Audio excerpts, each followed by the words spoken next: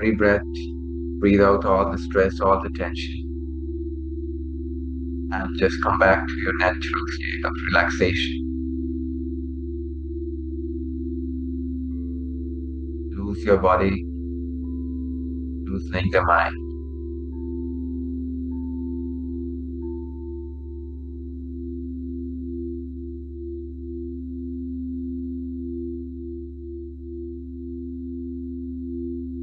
You're being very casual.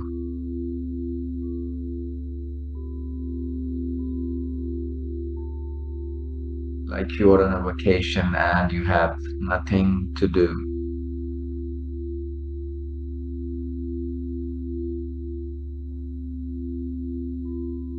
You're relaxing down at the beach.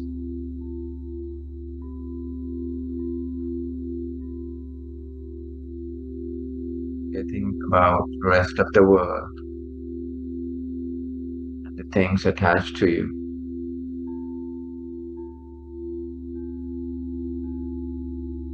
Acknowledging the state of calmness, peace. And then we'll start this session from here.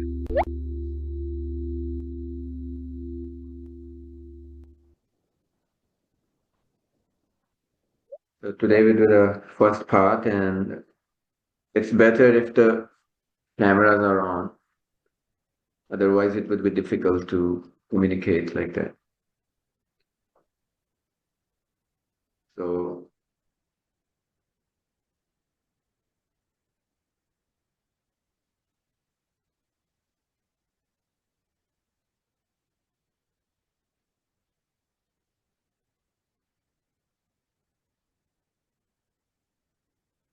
cameras should be on. So it's better to communicate. Is it okay? I'm walking to an acupuncture appointment. Is that okay? Yeah, it's okay. It's okay. Okay. So your appointment is at 12.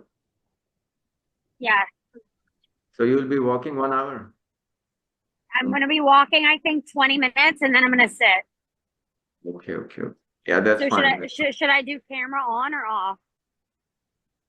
Maybe it's disruptive while I'm walking. Whenever it's time to communicate, to talk with each other, then you can switch it on. Great. Okay. Thank Yeah. you. Okay.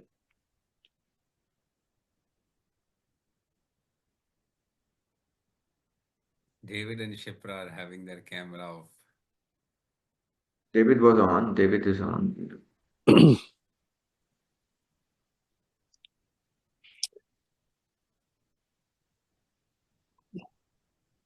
What about you, Shipra?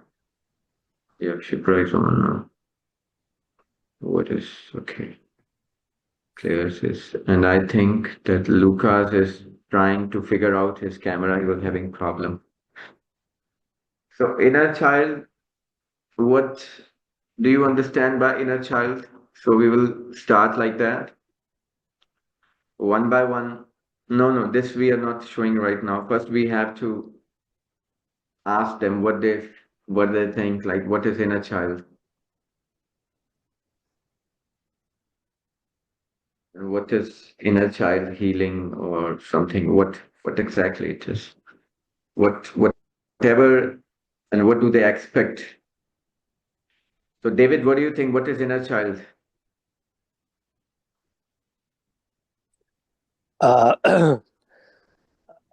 I guess my current understanding is that it is something innate to all of us, each of us, right? Whatever that is, since we came here, since we came into the physical body, right? And I understand from the ages of 0 to 7 is very important because it shapes the future of the trajectory. And I guess my question is, is the inner child related to years 0 through 7, and does it shape that during that time frame? So I guess my my answer is that I'm not exactly that clear about what inner child is, but that's what I'm here to.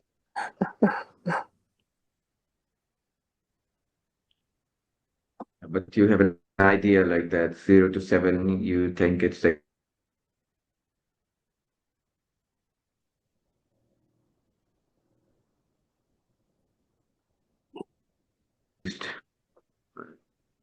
Shipra, you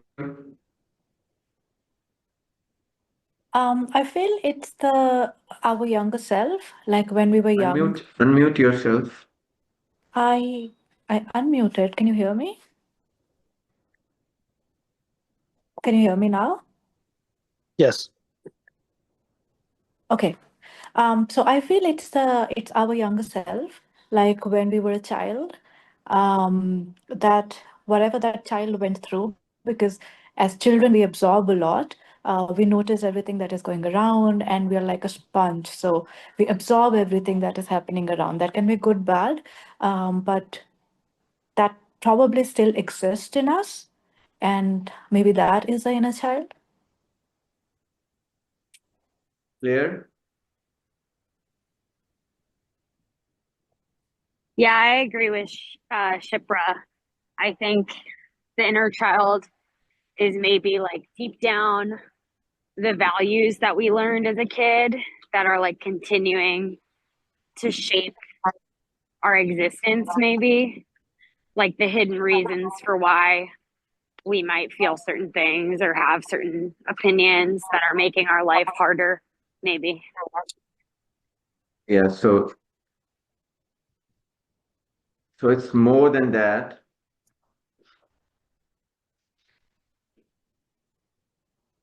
Whatever deep impression incident has happened, which has given some emotions, negative or positive, on the subconscious of the child, and it ranges till the teenage.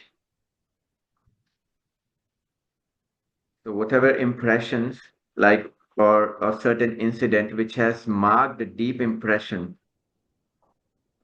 on the child's subconscious and they remain as a memory, which are like haunting in a way to them, which they don't want to look upon and which affect their conscious life in a negative way. So we deal with those things. They can be anything. They can be the patrons, they can be the influences, the conditioning, or certain, you know, traumas which they have which has happened when they were small child. It could be a slap from your father, an abuse from your mother, or neglection from your parents or somebody, or bullying from the friends, you know, or somebody has said something to you, your teacher has said something which has you have felt you're really bad about it and your aura has shrinked at that time. So many more things, like all of these things encompasses all us inner child stuff which needed to work upon. So Abrar, what you have to add on this? So I kind of like feel that inner child is actually not one child. It's actually like personalities that we have developed over time again and again. And to demonstrate that, one of the famous psychologists of our time, Erickson, he actually showed this cycle where he said that in the initial years of our life, so in brain waves there are I'm really like sorry. alpha, beta, uh, Like, how far are you theta, still well? and delta. It's all good. So so the delta waves are basically like the deep sleep ones, and the theta waves are the suggestive brain waves, and alpha beta are like conscious brain waves. And as a child, you only have the delta and theta, as you can see over here, active. So you've been receiving suggestions again and again, again and again, which has been creating a lot of like personality. So if you see that it's basically not just one child. It's basically like we have like many children within us, and Yeah, so whatever child at whatever age you have received a certain impression, deep impression or subconscious that has created an energetic separation inside you, a path. You can say your inner child which needed to be healed. So at the energy level, at the subconscious energetic level, it has disintegrated into a part inside your body which needed to be healed upon. Yes, carry on. so when we are young, we yearn for love and care. So we start listening to people and acting upon it, changing our ways, losing our spontaneity, and that's how we form characters. We form certain like way that we move, the certain way that we speak, the certain way that we look at things, and these parts of our children which has been like rejected, and the polar opposites which have been formed to complement the suggestions from the outside are stored in the services of the brain, that is the subconscious part, in the form of discounted, abandoned, and disapproved cells. Those are basically like the inner child or inner children. So it's like we have an illusion that we are a single entity, but often we contradict ourselves and do some things which we are against that, and we are confused like why do we even do that if we don't stand for that, or we are against such kind of thing. We say to people that we have to be true and genuine, but there are instances where we pretend to like be accepted, pretend to appease emotions. So these are basically the multiple personalities that has been shuffling within ourselves, coming and taking decisions instead of our true selves, which has been causing a lot of disharmony. So we like there are two types of emotions. One is love based emotion, and the other one is the fear based emotion. The whole structure of the society and most of the religion, they use fear and guilt to send individuals into conformity, and like use that to repress their will, sexuality, authenticity, shut them down when they want to express themselves in the form of words or emotions or their perspectives. And these like machines, these industries operate in a way to kind of repress this energies that is trying to come out. So if you look at ourselves, we have different layers. The outermost layer is basically the mask layer, what we show to people. It's the questioning part of us, like how we should behave, what would appease others, and this layer is called the ego layer, or the mask layer is what like we project other like to the other people. And like beneath that there is a defensive layer, people getting aggressive, people getting angry on others, and these are all defensive strategies. Drinking, smoking, these strategies are used to compensate our discounted selves. And beneath those discounted cells lies the body layer, where you experience like body dysmorphia. You are like an animated character, where because of suggestions you have certain body movements, and you have certain signatures, the way you sit, the way you move, and even the anxiety, even the panic attacks, even the tension in the muscles are all stored in this layer of the body. And beneath that layer is the emotional self, which is the vulnerable self, where how you react to yourself, how good is your self confidence, and how worthy you consider yourself to be, how much you put yourself down or how much you put yourself up. There is a balance. People, because of these inner child and lot of suggestions, they either go to the egoic extreme of inflation, or they go to the egoic extreme of deflation, and they find it difficult to find that balance. And beneath all these layers, like lies the core, the higher self, the true self, where things come with spontaneity, things come out of love, things come in the right way as it should come. But because of these suggestions, we have built all these layers. And inner child workshops are basically like a tool which is used to cut some of these layers to some extent. And it's a lifelong journey, because like we have been taking suggestions for around like 7 to 9 years of our life. Like from the outside, we don't even know them. Most of these sub personalities are not visible, they are invisible, and they hide within us. Do not confuse them to be like entities or something else. They are just your own personalities which are hidden, and they come out when they are supposed to come out, and they will act out. And that's when you have to identify these sub personalities and acknowledge them. You have to first acknowledge that they are there, understand why they are there. You also have to give them love. You also have to say that, hey, I accept that you are here, and I cradle you with love. But I will not allow you to take control of my life or influence my life. But to get to that place of empowerment, you have to use different tools, cut different layers, so that your core becomes strong.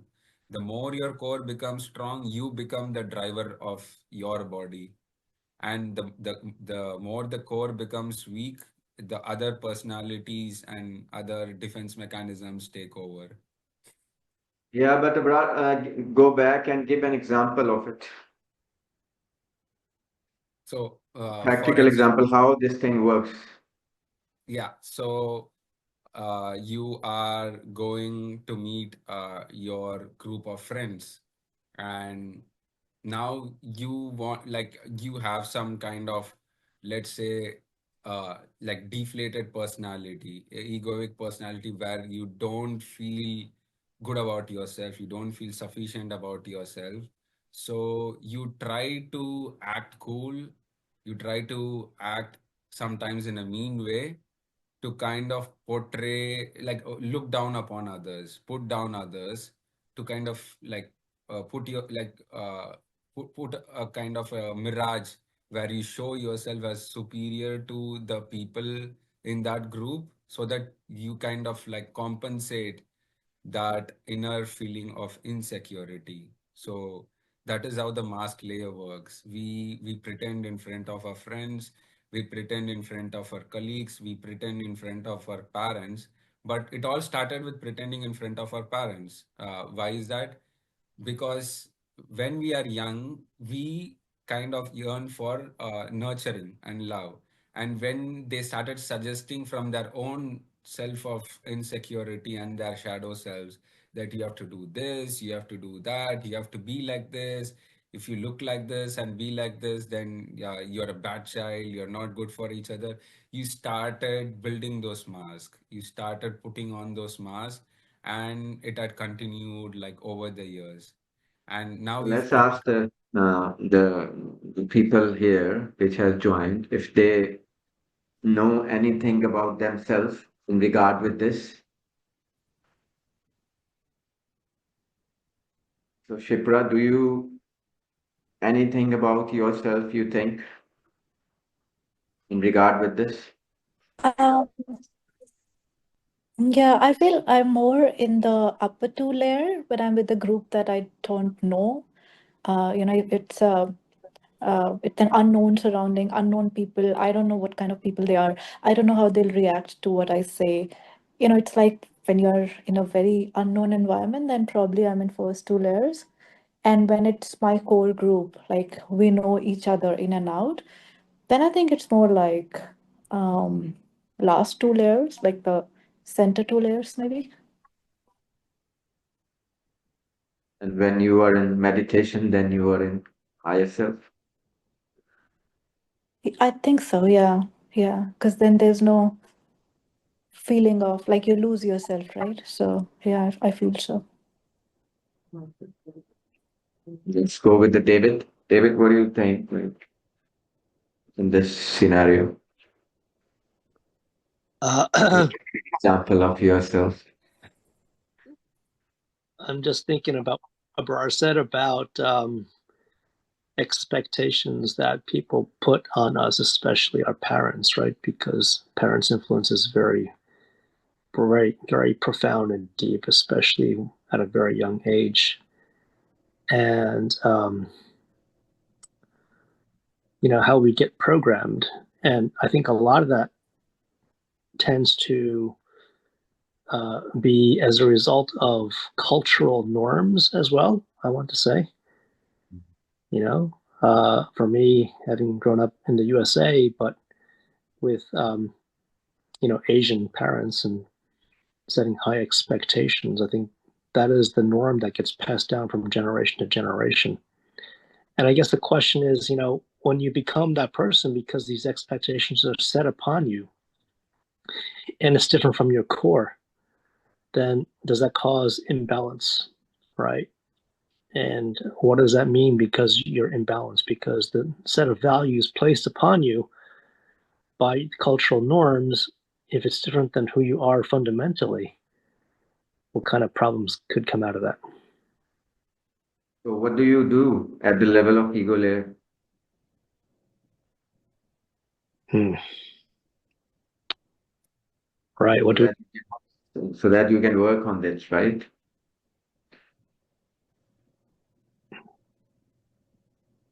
Well, the other example is that, when you're with friends and you don't want to look stupid, right? Then you have to put on a mask. You got to behave in a certain way, look cool or look smart, whatever it is. And I've been there well in my life. So trying to make sense of that. Kind of almost like the imposter syndrome, they call it, right?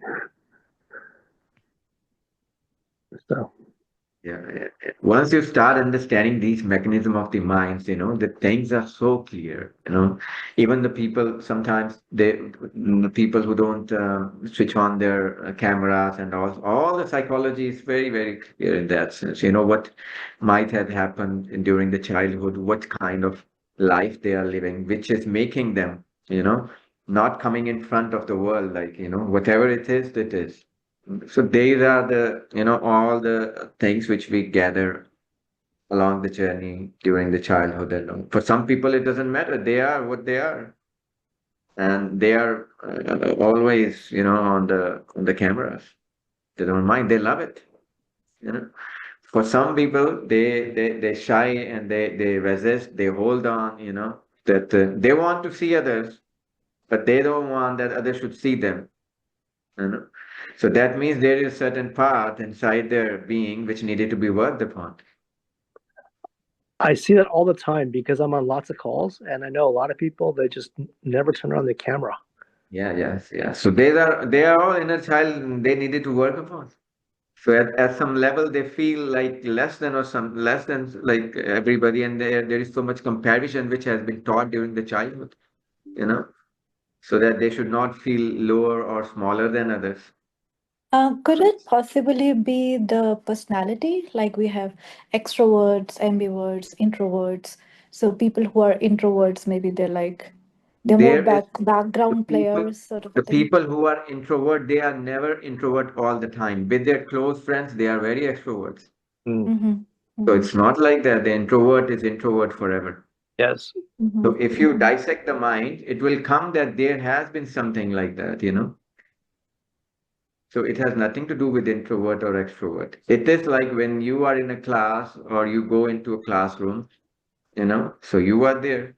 So some people will hide themselves sitting at the back of the bench and this and that. That means there is something needed to be worked upon.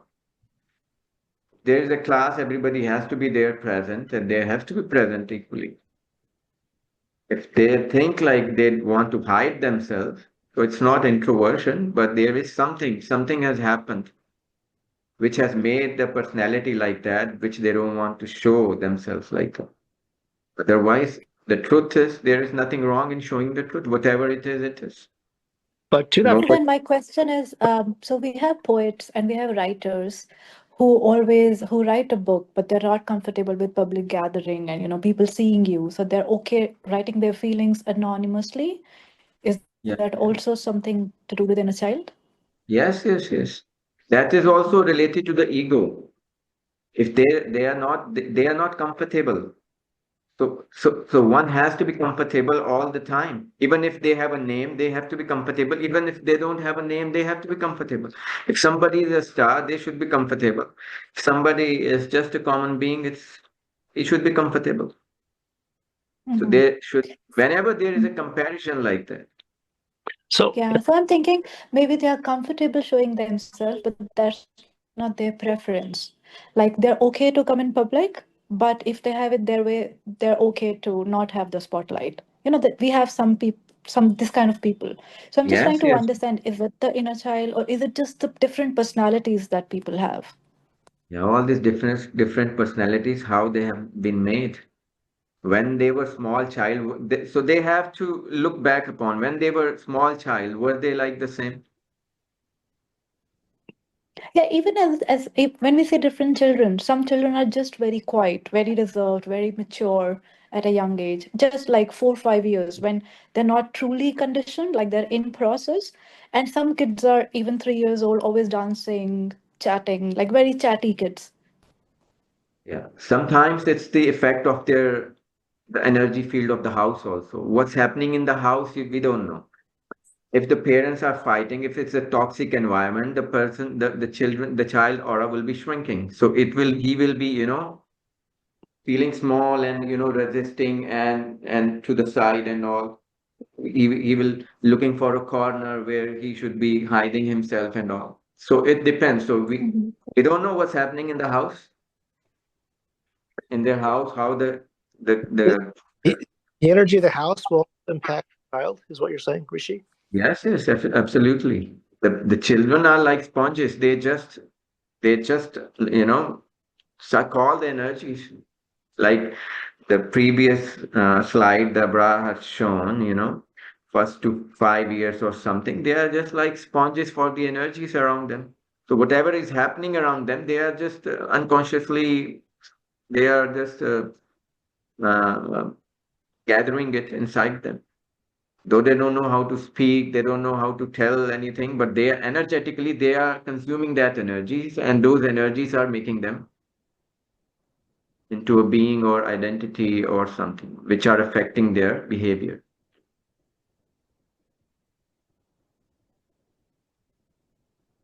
I So mean, even if there are somebody, saints out there. I've heard of their stories that there was this one saint where he realized that he is not only the creation but the creator himself, and he went out and he was very vocal about it, open about it. I kind of feel like poets who kind of release themselves from all these shackles and become enlightened are called saints. Like unless they repress themselves, they are just like poets. And what happened was like this guy was stoned. He was stoned by the society. Kafir, portrayed as a kafir, like told like how dare you call yourself as a creator and stuff. But he was like, that's what I realized, that's what I am. And his own master comes to him and he says like, hey, shut up. I know you know, but we don't have to say it to people. Please shut up. But he's like, why should I shut up? It is what I am, and I'm vocal about it. So some people, no matter how much stimulus they come from, they have reached those levels where they are very vocal about it. They're very open about it. They're done with the mask, and that is the pinnacle of enlightenment. Sorry, say that again. What is the pinnacle of enlightenment? Even when he was stoned, he was vocal about being the creator himself. He said that he is not only the creation but the creator himself. And he was vocal to a society of Muslims who believed in one God, one superior God, like humans are like small creatures and stuff like that. And this guy had this realization and he started vocally communicating about it, for which he was stoned. He was stoned, but then that guy never stopped. He went on ranting Yeah, that so he is the creator. it's not about vocal, but it's like he's expressing his truth. So he has no fear to express his truth. The thing is that somebody is comfortable, like his master is saying, the master also knows it, but it's like he's expressing in his own ways, you know. So these are the expressions. They are expressing their truth, and they have no resistance. They have no, like um, things like that which needed to work upon, which are holding them back to live their life fully.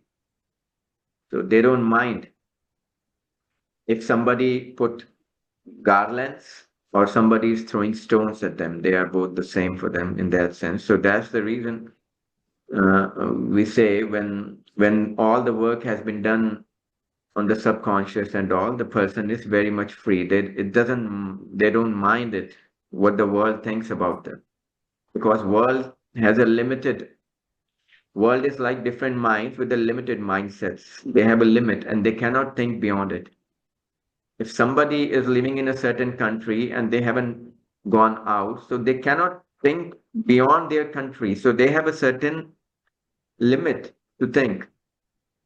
So if we think about the world, like what the world will think about us, the world is helpless to think like that because they don't have much data more than that.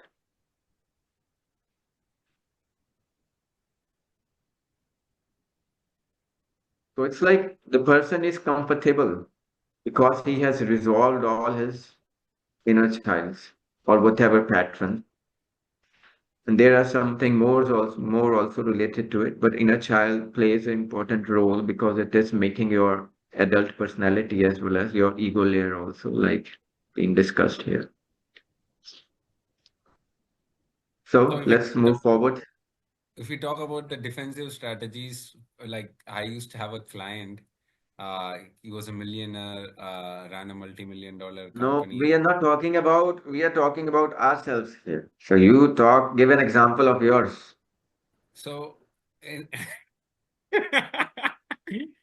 so defensive strategies in the sense when you've been told or when you've been said something, it affects your ego layer. Now to compensate that, you kind of like react in such a way. Like if someone's put some suggestions, and if I feel like that I don't know, I kind of start getting angry and started sharing more data, trying to act over smart rather than understanding that they have just shared something and I have to understand that and I have to take that in.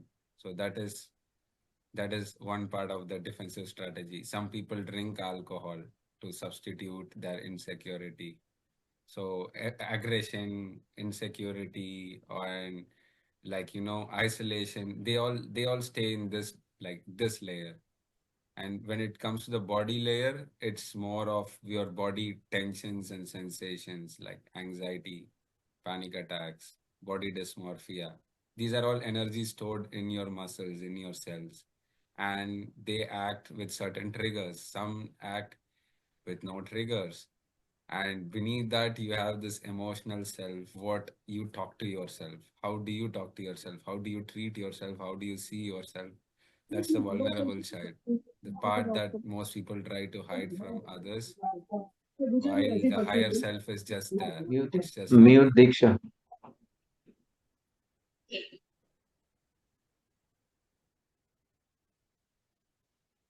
Yeah. So when I say talk about yourself, when we are talking about ourselves, and we are putting light on those areas, and when we put light, and then those energies they get loosened up. So if we talk about others, we save ourselves so that we save ourselves, we save our identities, we save our ego, and that the work which needed to be done on ourselves, it gets aside. So usually that's the reason I say whatever we are talking, let's talk about ourselves. Like whatever examples we do, we take from our life so that we put light on those areas. And once we put light, we talk about that in public. in front of everybody. So we loosen that energy, and it gives an opportunity to release it. So let's move forward now. So body layer, emotional, and all. Okay, now let's move to the next slide. So, like Sir said, that opening up and acknowledging them and talking about these like insecurities that you have will release that energy, and it will basically like foster love. So there are different types of inner child. One is abandoned child, which arises usually from diverse separation and adoption, where Talk a it little feels. louder. So the abandoned child arises due to divorce, separation, and adoption, where the child feels a repetitive sensation of abandonment, and they crave attention and they feel lonely. And this kind of child, like seeks this attention, needs that love to kind of compensate that abandoned child.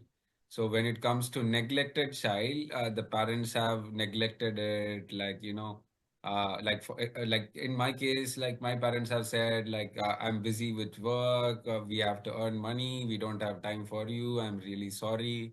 Money is more important. So, uh, like somewhere in my brain, it's been stuck that I'm not worthy enough when it comes to money. Money is more worthy than me. So this neglected, this form of neglect creates this unworthiness where we try to compensate in our own ways. In my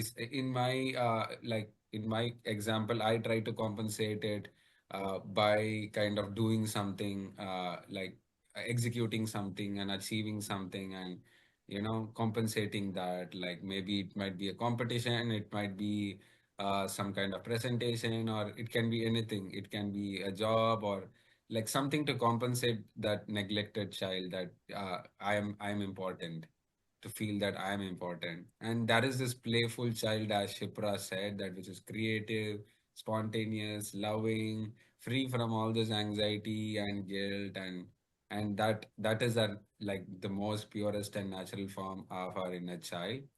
Then you have the spoiled child, which kind of demands instant gratification. Like parents kind of create that sensation, that where they spoil the child by giving things whenever they ask for something. And if the child doesn't demand it, they forget about it. So in its subconscious mind, it kind of develops this idea that if it doesn't get it now, it will never get it. So they started they kind of start demanding things with like aggression, or narcissism, and like in their own ways of demanding stuff to get instantly gratified. So then you have the fearful child. So we have been, like, I've been criticized. Many of us have been criticized as since we were a child, with a lot of bad words, cuss words, with a lot of suggestions saying that we are not good for this, we are not good for that, we have to stay away from this, we have to stay away from that. You if you go there, you will have a ghost chase you. If you do that, you will have that bald man kidnap you. So they kind of put all this kind of rubbish into our head, which kind of leads to this body dysmorphia, like anorexia, bulimia, a lot of different other characteristics like anxiety, panic attacks. And that is the disconnected child, where it feels like it's disconnected to the whole world. The child itself, like, fears intimacy with people and closeness with people. They live in their mind, and since they mostly live in that space of that mind, they kind of, their whole world runs over there. They start projecting stuff, they start imagining stuff, which then creates subpersonalities. And that's what we call as like multiple personality disorder that happens with people. And then we have the discounted child, What's the where cause of disconnected child? so the disconnected child is basically like uh, when when you have like the fear of the society, fear of the Yeah, people, but and what has happened in his life which has made him a disconnected child? like from my example, it was like for me it was basically like the expectations from the people that I couldn't fulfill, and hence I isolated myself away from the people, and I used to stay with myself. And like so much data coming from so many different people which are like conflicting each other, which are confusing, which are suffocating. Sometimes it's not the people talking, it's the energy around me, the place that is talking, which kind of like force me as a person to kind of distance myself from the people, from the environment, into my safe space. It can be my room or underground place. Some people even create this small kind of tent in their own room where they go and hide. And like for some people it's uh, they have been like sexually violated, and like they can't come out because they have been said to be quiet. They have been like shooed whenever they wanted to express themselves. Now those anger, those guilt, and all those repression of energy kind of forces them to distance away from people and shut themselves down as a person, both physically, emotionally, and also mentally. And this causes kind of like disconnected child for some people. Like I would like to know more from you, sir. Yeah, there are many examples which can come under it. So anything can, they can get disconnected. Any event which has happened like that, the person, these things like these child, they keep on, there is a child who's very playful child, but certain incident happened in his life, and it has made him into disconnected child or fearful child or neglected child. Like I have an example, like there is this son of my cousin, and he was a, like a playful child. And then what has happened, like some children or some around on the internet, he met he talked with someone and they were having some business. He was going to buy something, and then they asked him to come to the park and all, and then they threatened him with a knife and all, and then he turned into a fearful child. Now he's really scared of making friends or going out or something, so these energies can shift. So it's not like a playful child will remain playful forever. So all the incidents, all the situation in the life, they are making an impressions on the children, or on the child, and it is like affecting their personality. So, but the thing is, in the healing part is, once that event has happened, it had an impression on the subconscious. Now that impression needed to be deleted so that he can be a playful child again. So till the time that thing is not being acknowledged or focused upon or put light upon and is not deleted from the subconscious, it will play its part. It will make him fearful in his way. Even if he doesn't work on it, that fearfulness will be in the business, in doing new things, in doing new ventures. There will always be a kind of fear that the other person can deceive me, that the other person can cheat me, or somebody can, because he has been cheated like that. So healing part comes here, like whatever situations, events have an impressions on the mind, they needed to be worked upon. So people, the children, they just like move along these. Some people can have three or four of these things. They can be abandoned. They must have impression of abandoned child or spoiled child or disconnected child. So there is not one thing. So many events happen along the process of the life. So if I talk about my saying when I was a small child, like, maybe 3, 4 years or something. I still remember that thing, but not in that sense, the way it was before. But like memory, if I need to go back and I remember it, I can. When my father slapped me for not going to the school. So it was a shock, like, it was the first slap of the lifetime. And the child is not sure about like why I'm getting slapped. I don't know about the school, what kind of school it is, or what's the importance of the school or something. But it has distant me, like it has bring a distance between me and my father. So it reflects in relationship also. It's not only making uh, these identities, but all those impressions are making they're are playing a role in the relationships also. So and then you can never be close to your father. Till the time I didn't work on myself on that part, I was never close to my father. They would always be in it. It happened when you don't even know about the things, just 3, 4 years, how much small the child is. But it has created a distance between the father and the child, and then anger. So that anger, and you don't know, you grow up, you forget the incident, you forget about the situation or whatever, you don't have no idea. But once you start working on yourself, then you're reviving, going back into the memories, going back into the past lives or regressions. Then that thing came up. Oh yeah, that has happened. Then you work on them. Then you release them. David, So you with have one something to say? one one incident, like one slap could cause an entire lifetime of, Yes, absolutely. wow, that's pretty profound. Yeah. If we start regressing our life, then we will come to know like why there is something like happening in our lives. Because I look at my own childhood, I can't see any memory of that kind of things, but there's obviously something's going on that I'm trying to figure out. Yeah, I'm just giving an example. So like this, we can understand these things, like how we are making our lives like that. And this whole like introduction is not just to make people understand what these different personalities are.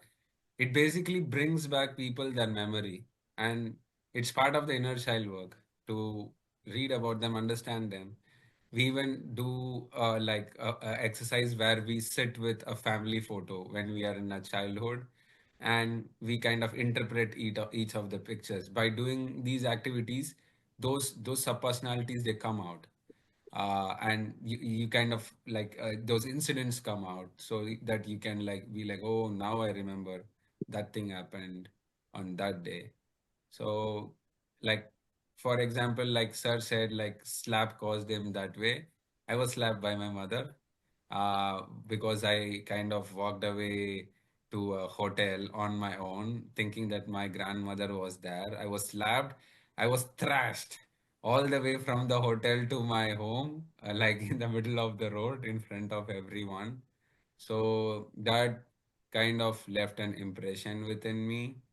And like more such incidents where my father always shouted at me and it was stored as anxiety and panic attack. My father works in defense, so he has a very, very strong voice. And I did my past life regression. I saw an incident where it kind of originated, that pattern originated. I resolved that pattern, and now I don't have any panic attack or anxiety attack anymore. So it worked out for me. It worked out for most of the people. But it's like a game theory. It's like a tree where, like, for some people, it's just like one source. For many people, it's like different things acting and supporting each other. So they work on one aspect. It can solve 100% or 60%, 40%, 30%, depending on the involvement of that root cause. So they have to work on like a bunch of root cause to eliminate that subpersonality and that character and that habit of them to kind of completely get disengaged. So threat always comes from the outside. It like nobody Nobody is threatened from the inside, and everything that you feel is because of the stimulus that comes from outside, or the perception of threat from the outside. And these basically arise from the childhood belief systems that if I go there, my mom will like thrash me, or if I do this, then society will laugh at me. And if I shit on my pants in my school, then I kind of get outcasted by the whole class. You are just a kid. But then, like, this personality starts creating, and you have Yeah, and polar personality. these kinds of things happens in everybody's life, during the school time, so many things happen. And those impressions are still there in their subconscious, which make them feel, if somebody, like you say, have peed in their pants or, pooped in the pants or something like I that, pooped in my pants. Yeah, so then you feel ashamed in front of whole of the class and all, and that impression, have a great impact on your subconscious, and it keeps on carrying till the time you don't work on it.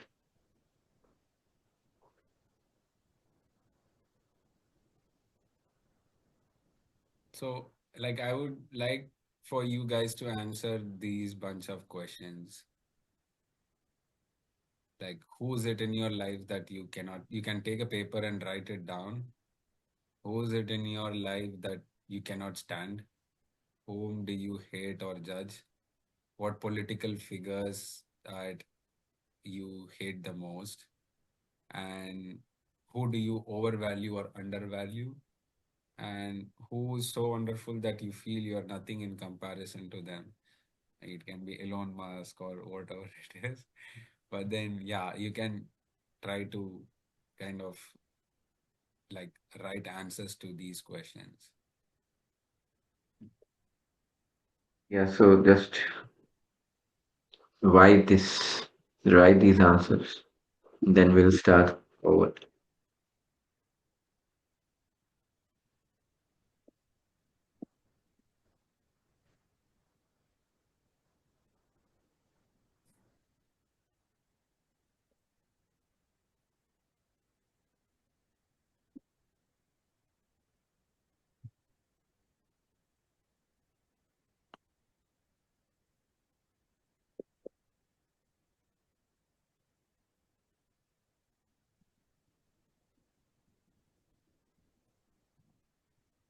All right, I'll be back in a moment.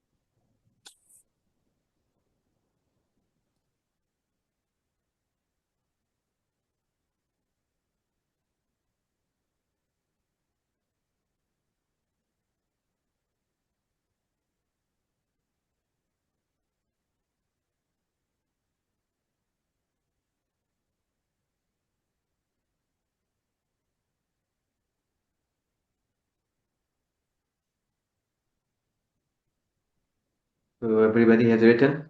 Brar, you also? Me. Yeah, I Yes, know yes. them. I Okay. know. So who do we start first with?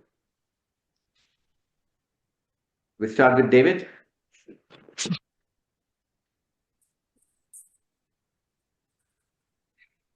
That's this. Okay. So who is it in your life that you cannot stand?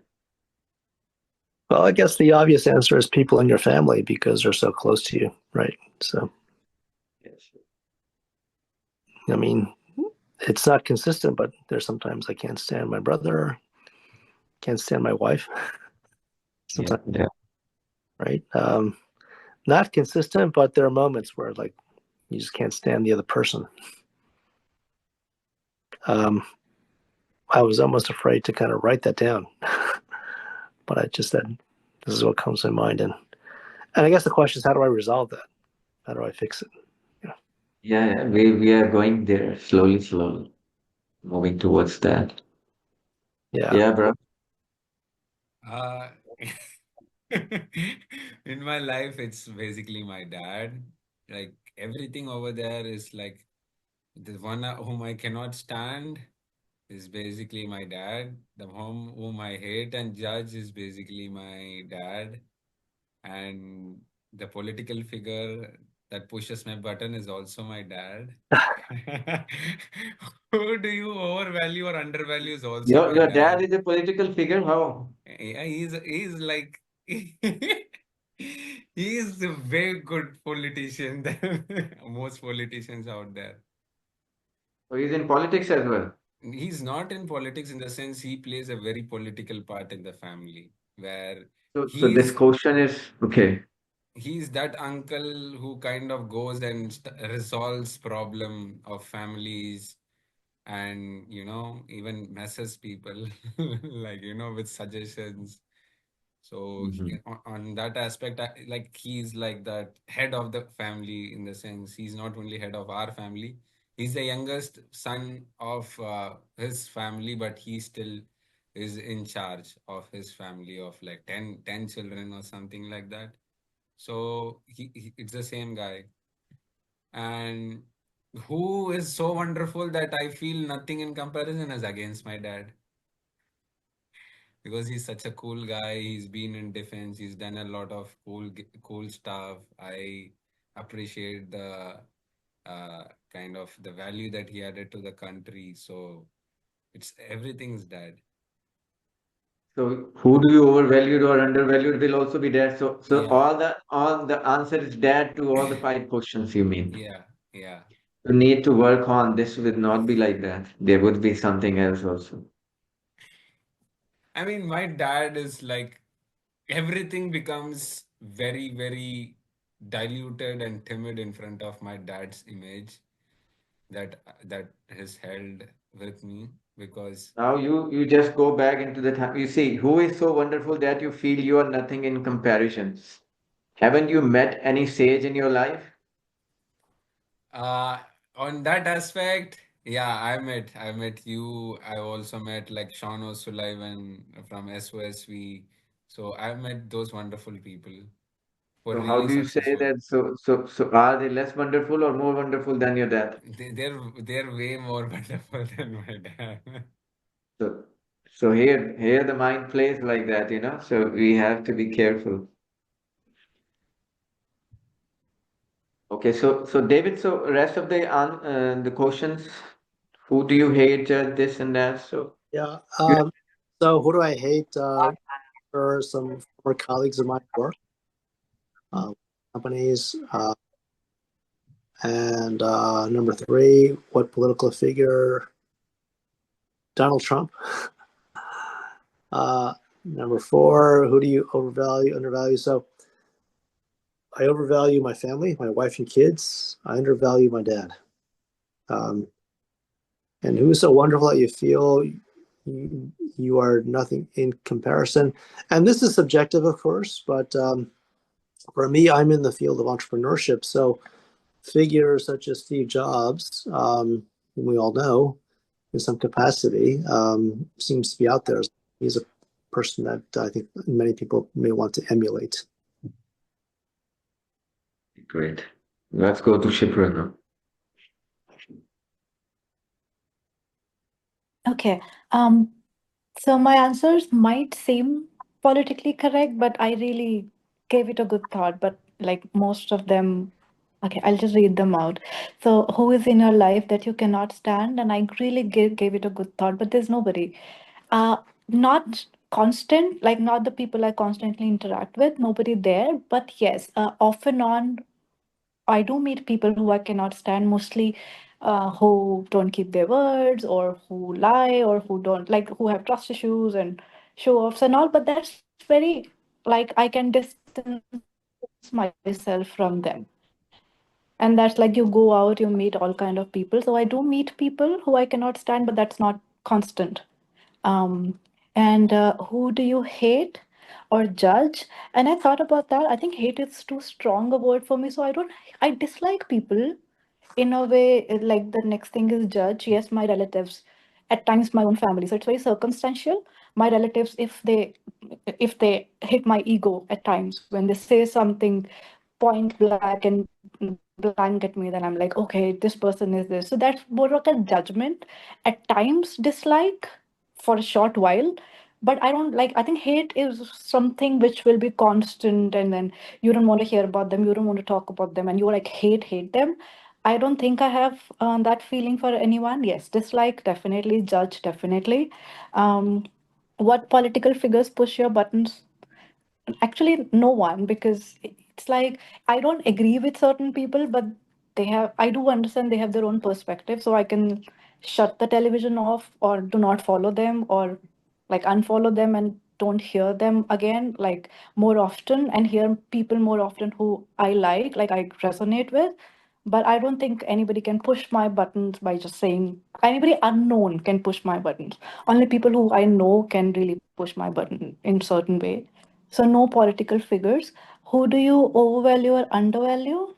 I think overvalue, I tend to overvalue people who are who know more than me or who are better than me, because I always feel like, oh, this person is doing it so well. I wish I could do it, or I wish I could learn it, or maybe I have to learn this. So I overvalue them for a time, and then eventually when I get to know them more, I understand they're just normal people having their own struggles and all. But yeah, initially, if I find somebody very fascinating who knows, who can do things much better than me or know much better than me, I don't undervalue myself, but I want to get there. Like I'm impressed in a way. So that's overvalue. And undervalue is, I think at some point of time I undervalued my parents maybe, but not today.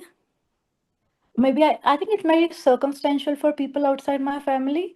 I undervalue people who, when it's like what meets the eye, that if somebody doesn't look that sharp, so maybe I undervalue them. And then, when you know them, you feel like they're more than what you thought. So maybe that undervalue. And who is so wonderful that you feel you're nothing in comparison? So that's question I divided in two parts. Who is so wonderful? I think I've been like super duper impressed with my sister. I think she is wonderful, but then that doesn't mean it makes me nothing in comparison. Like I hold my own ground. Yes, I meet her and I meet other people who are great, but I think that's a way for me to improve. Like it's a target for me to achieve or to get there. Or so when you improve, you have to see something better so that you know where to go. So yes, there are a lot of people who are wonderful, but I don't think I'm nothing in comparison. Like I stand my own place, which might be the best that I can be, but it's somewhere. Like it's not zero. Maybe it's 10, 20, 30, 40, but it's still something. So that's my answer. I mean, we want names. For example, I want to reiterate my answers. The first answer is dad. The second answer, whom I hate, is me, myself. I judge myself and hate myself the most. And the third is actually Gyani. I worked for this politician.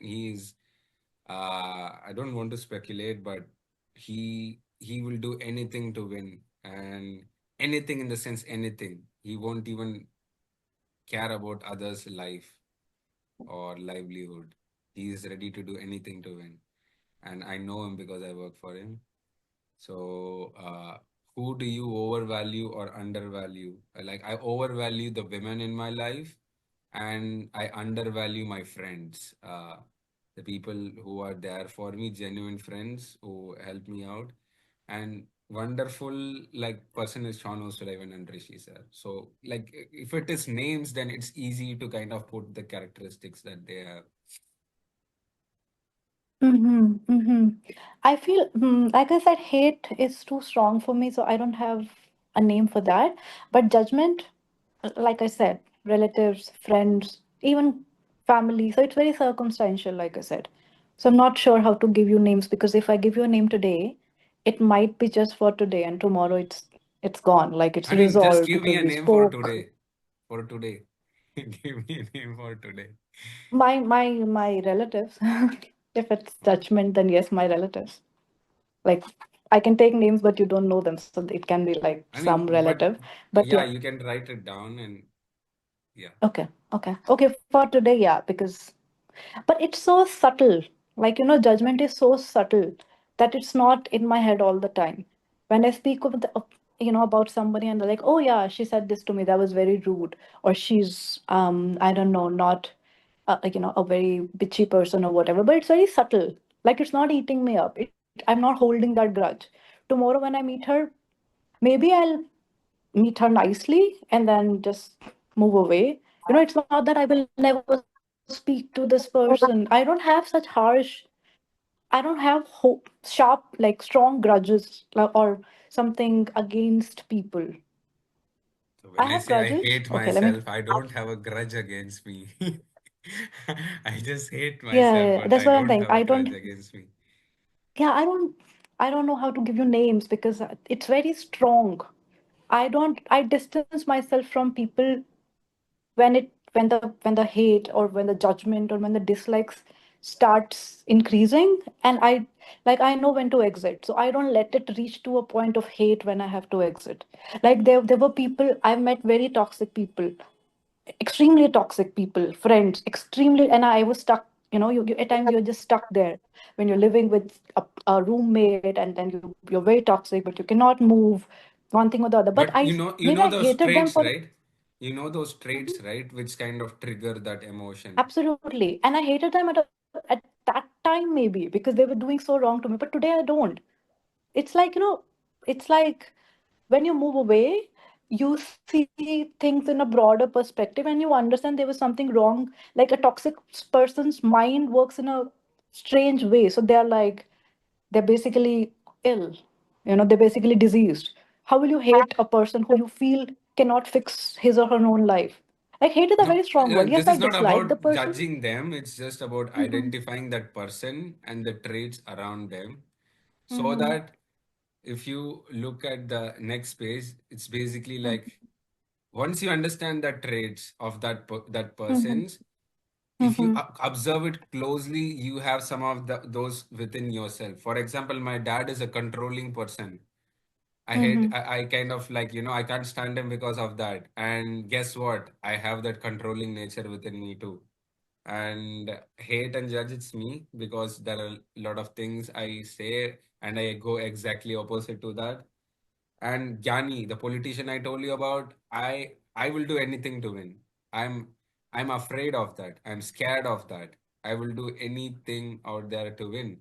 And I don't know, and that scares me. And I hate it, like I kind of like hate about Gyani, the politician, but I identify that trait because I have that problem within myself, and that's why I'm scared because I know I will go to any extent to win too.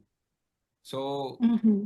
like and like over like so when I say that I kind of like find Rishi sir and Sean O'Sullivan wonderful, because they are like highly balanced, they are highly meditative, they are highly spiritual, and they are happy, and I have some parts of that within myself too. So the reason I like put up these questions is not to judge the other people, but to identify the traits Mm-hmm. and figure out what Mm-hmm. characteristic that I identified do I have it within myself. Mm-hmm. And like Mm-hmm. it's more often you probably have all the traits that you identify with those people. Yeah, because that's how you will be able to identify that those things in people. Because if you don't Got it. have within yourself, you won't be probably able to identify that. It's tough to Got it. identify that.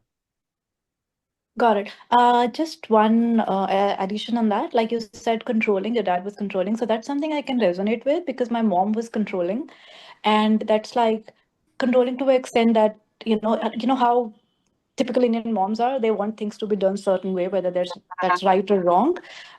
So for a while, I again didn't hate her, but I disliked something about her, and it triggered something. When certain things were said in a certain way, which triggered something from my childhood. Yes, it used to trigger me, but that's not like today.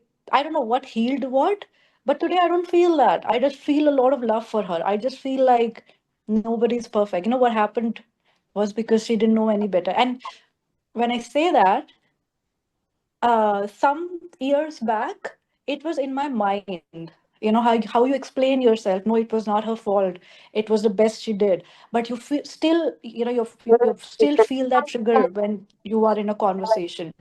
So that time I would say I was not healed. It was just in the head when you're trying to make sense of things, when you're trying to maybe explain to yourself when things are happen that that's not right or wrong, whatever, like in an intellectual way. But today I know that it doesn't trigger me. So I know that that's gone. So that's why I'm not able to give you any names, because that doesn't exist today. I don't get triggered by, like, I don't hate. I think people which I got traumatized with as a child do not trigger me today. Like, it's And the resolved. I don't question know is, do how. you have those controlling nature or the characteristic that you identified with them within No, so yourself? see, the thing is, Shipra, Shipra is working on herself also. So sometimes so it is difficult because actually the hate would be a strong word. But the people are working on themselves and certain aspects they have healed upon, they have worked upon. So the answer will not come like that, a particular, like that. If a certain thing has been healed, certain, situation or those things which can bring a particular answer to this question has been healed, then you won't find an answer to that question in that sense, the way you are looking. So Shipra has been working on herself also for a while, isn't it? Um, I don't know, like I said. It's just happening. I'm not sitting and meditating or working on myself or thinking, taking help. I think it just the as I grow, I'm getting more wiser or mature, or I don't know, and then I understand things more.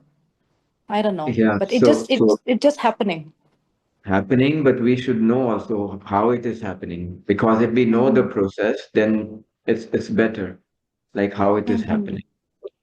So that's why there was a jump. Like I said, there was a time when intellectually I was explaining myself things, but I still could feel a trigger. But today I don't. And it was a jump. I don't know what happened in between. What got resolved, how it got resolved. If you know if you work on that to know like what has happened, so it can help you in your other aspects also. Later in Mm-hmm. life also, if certain situation comes, you know how to handle Mm-hmm. it and come back to your state of balance. Mm-hmm. It Mm-hmm. is it is advised that you should know like what has happened that has changed you from intellectual to the experiential level. I think maybe now that you say that, maybe spending a lot of time with myself, because when I was in Toronto, I was living alone. I had friends and everyone, but I preferred, just being with myself. Maybe What is that little meditation? bit of meditation. Sorry? Yeah, so that's what I'm saying. No?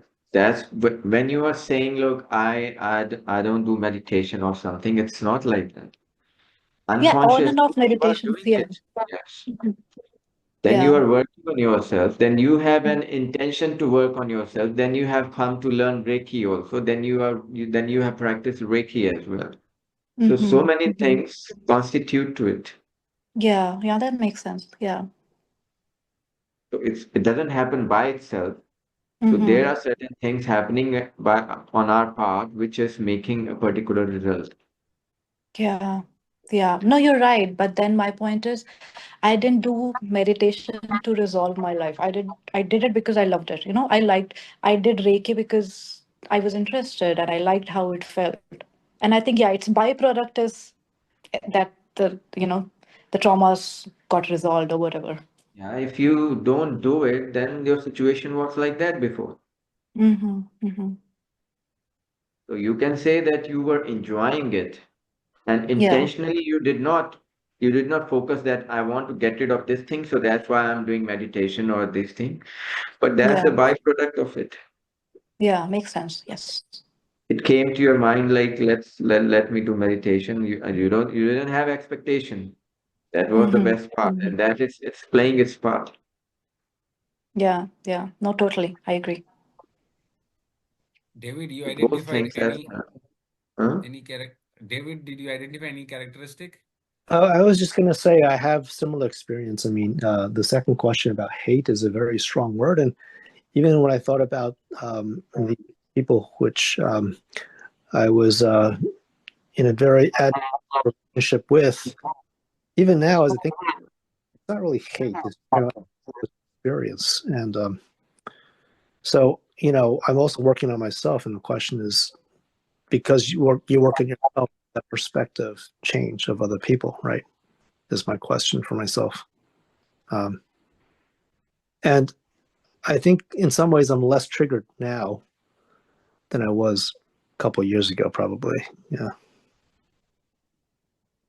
So, Yeah, it's like if you ask me, if, like maybe 25 years back, if you ask me these five questions, I would have particular answers for them. Who is it in your life that you cannot stand? And I will never stand. I can never stand that person or something. They would be. But it's like 25 years back, whom do you hate? Yeah, hate, of course. There would be. 25 years back, there would be somebody whom I hate, and I would like to, do whatever I want to within my powers. So judge means before that, judge one person, everybody. I'm judging everybody. What political figure push your buttons. So if these questions were asked me 25 years back or something, like I would have a precise answer, solid. Yes, this. But once you start working on yourself, so the power, like these things, they get less. Like then you don't hate, you feel discomfort. Okay, yeah, then you avoid them. You don't, because to carry a energy of hate means there would be a kind of revenge. Like you would like to take revenge. And I would have been doing it before. Who do you overvalued or undervalued? Yes, of course, I would have undervalued everybody before that. You know, who is so wonderful that you feel you are nothing in comparison. So at that time, I would say like I would not feel anything. I'm on the top. The ego was so strong.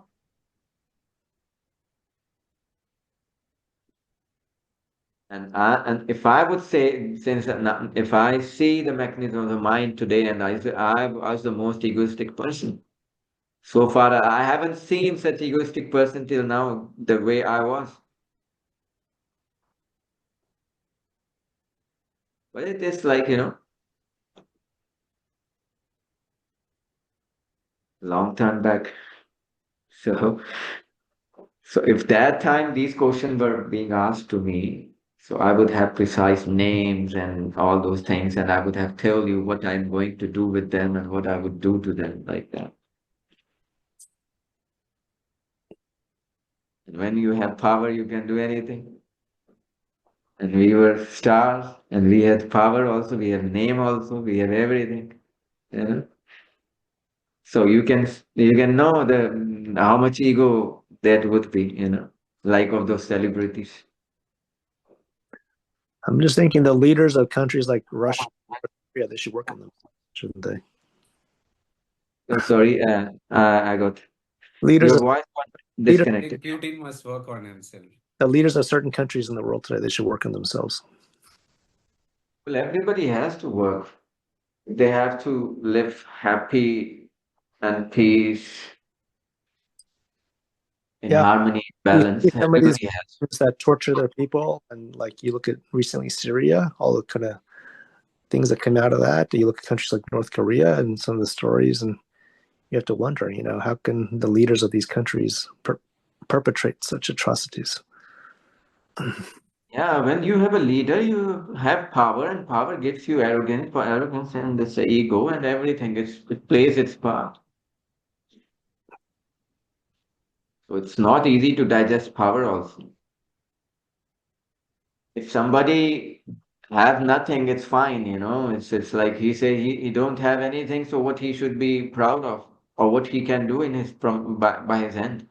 The real thing is you have everything and still you are down to earth and you are that humble person. You live for others. You think welfare of others. That's when you will know, like, yes, you have reached a certain state, Mm. inner peace and harmony.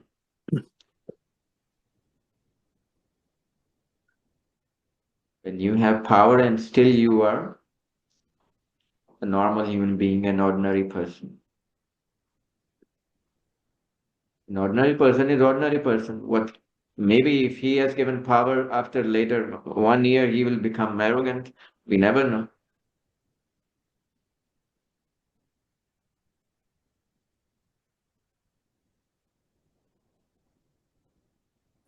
Buddha became a Buddha because he was a king before. He has gone through all those things, and now those things doesn't affect him. Those things doesn't matters to him. He has evolved. He has surpassed those things.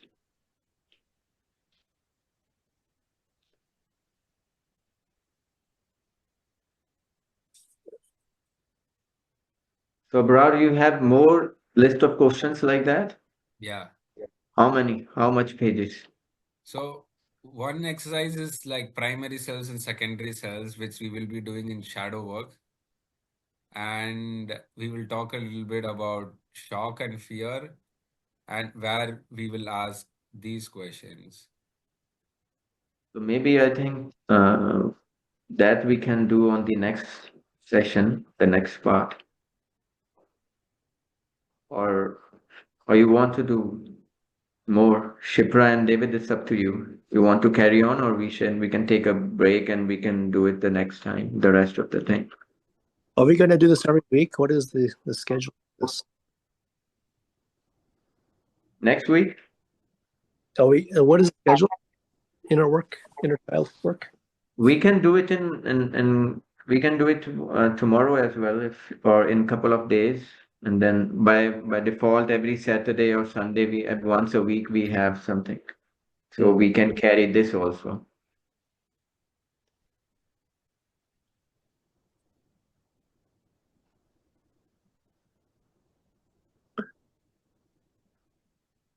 So what do you think, Shipra? You want to carry on, or we can take a Yeah, break and we I'm okay to carry on and I'm okay to do it other time as well. I'm okay with both. because it will take we are going step by step, part by part. Mm-hmm. So in the end, once that things are clear and and then we focus on particular that bingo thing and then we delete that. Mm-hmm. Okay. Yeah, I mean, whatever you decide. Yeah, Brar, what do you feel? What do you feel, David? If we continue, how much time do we need? You think? I mean, we can skip the primary and secondary cells for now. We can do the shadow work in next time, but we can talk a little bit about shock and fear, so that we kind of like work on these questions and identify the root causes. And if you have more time, we can to get to this point, it will take like 20-30 minutes. And if you want to rewire that using a substitute, it will take around like 30 minutes more. Okay. Yeah, we can go for 30 minutes. No problem. Let's go 30 more minutes and then Yeah. we'll do the next part next time. Yes. So we will do the primary and secondary cells in shadow work. And now let's talk about, like, we talked about various stimulus from family, about how it creates suggestions, and we also talked about what shame results in. And each time we are being like, being shamed upon, our core shrinks and the other layer starts expanding, and we start compensating through sex appeal, charm, intelligence, ambition, speediness, and meditativeness. I just messaged this friend of mine. She's been through a traumatic experience. She considered herself as to be like sexually violated and stuff. So I sent her this workshop, and so this is what the reply I got. She's like, I do yoga, and that's taken me out of all, and it is the biggest tool. Uh, like she's like, I don't like this new age inventions. But what we have to understand is every tool works on our core, works on the different levels, but it's good to experiment different tools. And I come from a Muslim family. We don't believe in past lives. We don't believe in like therapy. I come from a very stoic family, but even I didn't believe in any of this. I was even in a metal band, and if I hadn't said like, hey, my I have a very bad life, I'm having panic attacks, I'm having mental breakdowns, it's very bad, I will do anything to get rid of it. And if I hadn't taken that step to go and not only participate but also learn past life regression and inner child, and like we used to do like 18 hours full day for 5 days inner child, and then we used to go into past life regression, like intense sessions. Like I wouldn't have gotten rid of my panic attack, and I wouldn't have gotten rid of my anxiety attacks. I would have still had that problem, and I would have been like, hey, this is like, this is not cool, that is not cool, you're telling these things to me. Like I'm a vocalist of a metal band, come on, shoo, like, what kind of weird stuff are you bringing to me? But then I came out of my comfort zone, and I said, let's try it out. I have no expectation, let's try it out, and it worked out for me. What So message is that? Just go back. What was that? I didn't understand. Like what? so like I sent the workshops to her, Yeah. and she was like, No, you yoga. didn't send work. No, no, no. Wait here. We check the mind here. You didn't send. You mentioned something down below also. So I sent the workshop details, and she said like, I don't have a broken child, I have a wounded child. So I edited that into broken into wounded, and I said Is like, what okay, A B wounded H what it अब means. अब wounded है मतलब, so So basically I you are changed. asking. No. So that you see this work on toxic being created by wounded inner child, right? The original Yeah. message had broken inner child, and she was like, Yeah. I don't have a broken inner child, I have a wounded one. So I edited that, and I was like, okay, now it has wounded, and Okay. I edited, and it's not broken anymore, it's wounded. Hmm. And I took her suggestion, I edited the message and I sent it to her. And then she's like, no, Baba, like yoga is solving everything, and it's powerful. It works. Yoga, it works. But what she's been through is like, has to be like released in a more communicative way. That's what I believe. But then it's her decision, and that's what it's written. Like we compensated through meditativeness, speediness, ambition. There are some people who want to like hide away from all those like stimulus and all those things, and Yeah. they So go. go back to message. Dissect it. So what is happening over there? Go back to the message. So what is happening over here? What is happening inside the mind of the Okay. person? I'm superior. Like I know how to solve this out.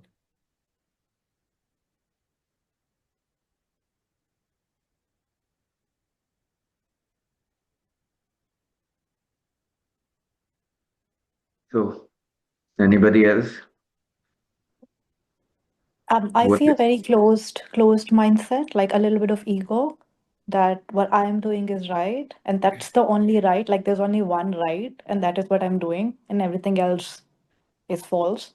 So a little bit of ego and very closed mindset. You're not open to what other things exist. You're not even open to see them or understand it. Forget about adopting it. Yes, yes, yes. Yes, David. Mm. Half of it is in Hindi, you know. Well, from what I've heard and understand, I think it's really about where they are in their journey and how open they are to possibilities. Right. I think part of the challenge that generally speaking, I think it's all about judgment versus non-judgment. Right. And if a person is not there in their journey, then there's going to be a lot of judgment.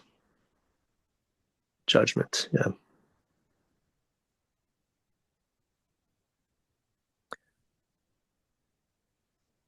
Yeah, so the more and more we understand the mechanism of the mind, we understand our minds also, the others' minds also, and then we know how the mind plays and how it stops us to to expand our consciousness. Because, like she said, truly speaking, I don't like this new age inventions. There are nothing ever like new age inventions. They are all being always there in ancient times. Though they are giving new names, even if we say Reiki or something, Japanese technique or something, it is ancient. There is nothing like a new age invention. All those sages in the past have written and done all the work.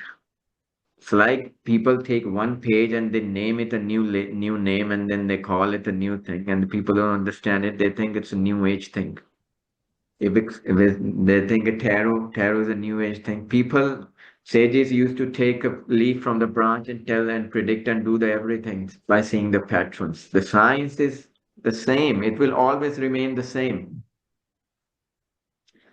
There has there would be never be something like new age invention like that.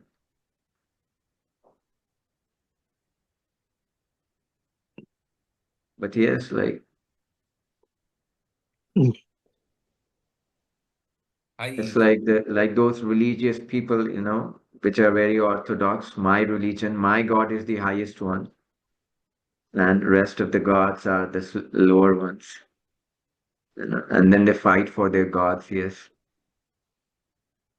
Shiva is the biggest one. The other one is the smallest one. You know, only Muhammad is one. The rest are not. Only Jesus is one. The rest there is no. So we have limited the God. By saying that, like the God can come only in this, in has the God will be coming in this one form, or it has come only in this one form. We are limiting it. We are limiting the limitless. At one point we say God is limitless, and on the other hand, we are confining it to a particular person. So we are contradicting each other, ourselves itself. We are limiting the limitless. If limitless has limitless ways, it can express in limitless ways. So we cannot, but this is our love, love to our teachers also. And then we say, oh, my guru is the best one and no other guru is there. My teacher is the best teacher and nobody can stand in front of him. They all are like, they don't know. Only my teacher, only my guru knows. That's it. So that is their affection. But otherwise, we cannot limit the limitless. People loving Osho would say Osho is the only one. Nobody can come afterwards. He was a great master, no doubt about it. But we cannot limit it. The one who has made Osho can make another Osho also. That life force, that existence, that ultimate consciousness, it can express in different way. So like this, it is limiting. So it is when we are limiting the stuff, we are limiting our life also.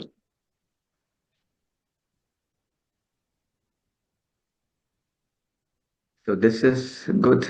So maybe one day something will happen, it will shake it up, and then the person opens up for a new thing. Let's move forward. So every stress response has this three things, like you either fight, you flight, basically you run away, or you're fright. You're just shook, like you're stuck. And shock is like like causes fright, where you're disconnected and you cannot feel, you cannot move, you cannot heat. Happens during panic attacks. So the shock triggers are like anger, like someone is angry at you, someone is using violence, someone is using pressure, someone is using guilt, criticism, control, manipulation, mixed messages. For me, it was control that I thought like my panic attack had no trigger, but it was basically control. I was trying to control things. It basically comes from my dad. And since I was not able to control it, I would go into a state of shock. I would go into panic attack in between my gym set. I would go into panic attack while I'm walking, while I'm sleeping. I would go into panic attack randomly. I used to. So the symptoms are like restlessness, you have like cold sweats, palpitation, and you're having some confusion, like you're not some, it takes you even time to understand what is even going on with you, to become aware of your body and of what it's doing. So some of us like are in shock all the time. I used to be shocked almost all the time, and can cause phobias, panic attacks, chronic insomnia, learning disorder, chronic illness. And the shocks can make dysfunctional, like in sex, emotion, food, anger, and creativity. And I was very insecure with intimacy with the women I dated back then, because I would go into shock in between, and that kind of causes in like insecurity in intimacy, and which most people will not understand what's going on with your body. And thank God, one of the women I dated suggested me to go try this alternate path, which I never believed in. And she was the person who suggested it, which is the reason how like I got into this. Like Sir said that sometime that girl, something will happen which will push her and she will be open. Like, so that was my opening moment. So I tried new things and it worked out. So when like we all have like this fear and shock and stuff, like I would ask you to identify, like take a paper, draw like kind of like a body kind of thing, like head, hand, legs, body, and identify areas of related to shock, like which are the areas, like front, back, whatever it is, and write down what kind of like what happens in those areas, what kind of sensations happens in those areas, and basically mark them and write the sensations in their areas and try to identify the triggers. I would like you guys to do this exercise. What they have to do, they have to make a figure, they have to Yeah, make a body. yeah, and identify areas of, like, whenever they have the shock and fear, like what happens with like their body. Which for me, when shock happens, my stomach freezes, my heart starts beating heavy, my breath gets stuck, I stop breathing, basically suffocation.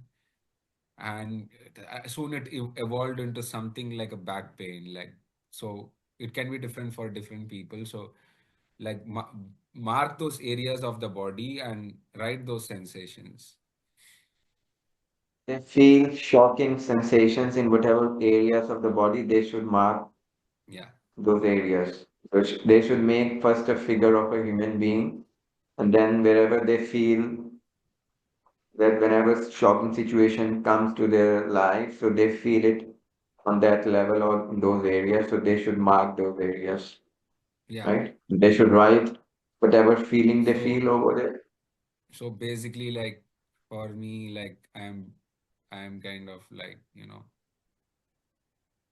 like drawing this body, and I say like over This here. is a nice look on human being. I feel freezing, and over here, like it's thumping, and in my back part of the body, I kind of feel like something's crawling.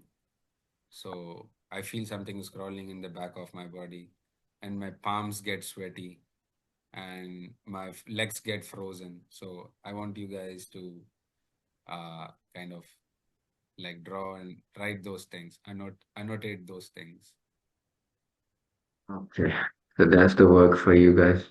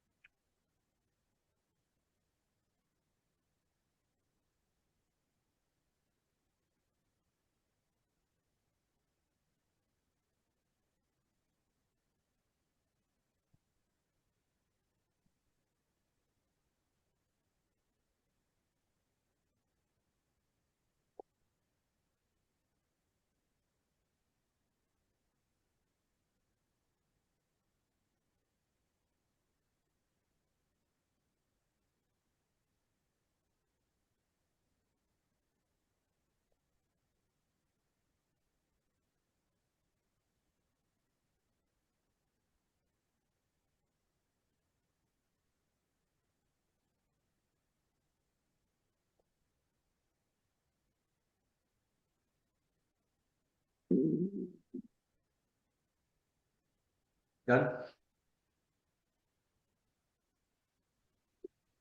Done, guys? Done, David? Done. So can you share what uh, what did you guys figure out one by one?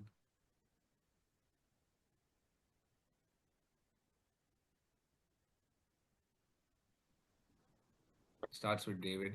Historically, when I hear any kind of shocking news, or I feel it in my solar plexus, my stomach, it just feels this dropping sensation. But I have to say, over the last couple of years, last year in particular, that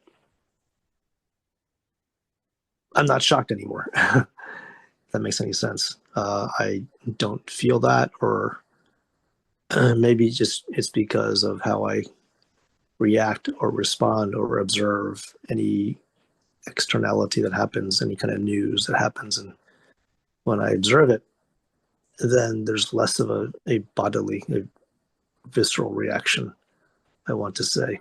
Um, yeah, I've been training myself to do that, to have less of a bodily reaction to things such as that.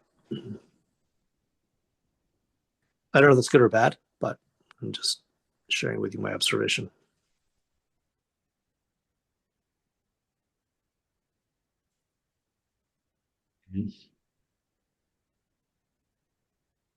So you have no bodily reaction if you have shock as of now.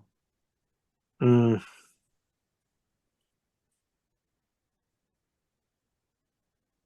well, only if there's physical shock, right? Then it depends on which part of the No, body. even let's say in your most vulnerable moments, do you feel something in your palms, like sweaty palms, or like No, something in your no. stomach? It used to be in the stomach. Yeah, it used to be. I could feel it. Yeah, very, very obvious. But now, no.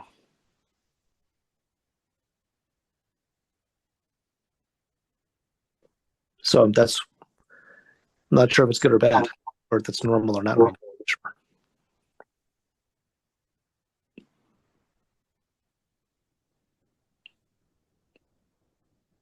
You, Shipra? So my reaction to shock is, it starts with freezing, like numb. Your body is numb, your mind is numb, as if the time stops for a while. For a while, there's absolutely no reaction. It just stops. And after a while, when I come out of that frozen mode and I analyze my body, I always realize that, and it's been long since I've been shocked, but I was just trying to recollect. I feel like my jaw has dropped. Like it's like my mouth is a little open.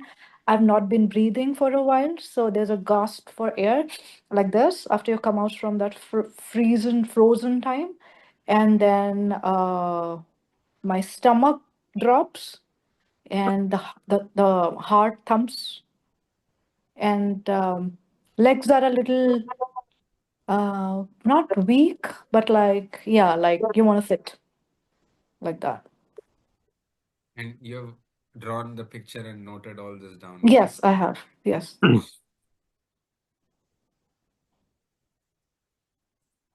Like I've worked on the shock thing, like David said, but even Little if I louder, Abra.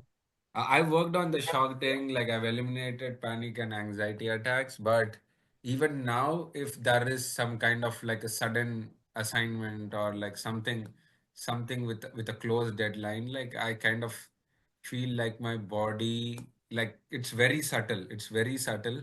Mm, I feel at that moment, my body kind of like some kind of like a cold feeling like perpetuates like through the middle part of my body, and my throat goes a little bit dry, and like once I'm aware of that, that kind of like goes out. Then I start like I kind of push that energy into execution into my brain. Before it used to be worse, like like you said, like once it hits, I get stuck, no breathing, heart I could hear my heartbeat, my stomach starts freezing, and even sometimes like growling and like a lot of bowel disbalance movements, like where I want to go to the loo repetitively. But even now I do have a little bit of that sensation where it's like a trigger mechanism saying that I need to go and do it. I need to like keep track. So I have that slight surge of that coldness in my body in the middle part, the middle area. And once I become aware of it in a second, and it goes away, but then it's still there. mm.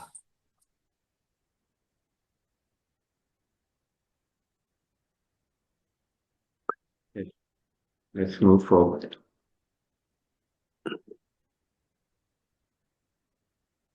So abandonment, fetal existence where fear grows. So when we were born, our the umbilical cord was connected from our mother to our like the navel area of our body. So that's where our feelings are stored. And even cutting that umbilical cord when we were born, uh, has like does cause uh, like insecurity. It kind of causes like different emotions, cutting the umbilical cord, like like fear of abandonment. And that's why people even do womb regression, especially the ones who have gone through like not a natural birth and miscarriages. We do like womb regression to heal on and that moment, on that aspect of and that phase of their life. And this abandonment leaves us feel like deep feeling of like not being loved, like uncared.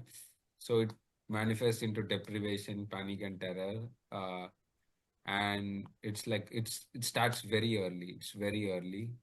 And I've done womb regression, and obviously it has done its effect. That's why like I go from a completely shook person right now to like, like just an instinct that I need to, a spider instinct where I need to kind of execute.